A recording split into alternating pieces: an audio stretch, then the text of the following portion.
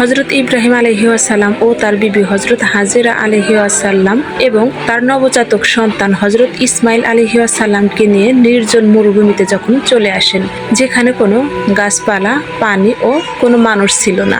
আল্লাহর নির্দেশে হজরত ইব্রাহিম আলাইহিসসালাম তাদের সেখানে রেখে আসেন। হজরত হাজেরা আলাইহিসসালাম অবাক হয়ে শুধু জিজ্ঞেস করলেন, হে ইব্রাহিম, আপনি আমাদের এই মরুভূমিতে একা ফেলে যাচ্ছেন? তখন হজরত হাজেরা বুঝলেন এটি আল্লাহর নির্দেশ।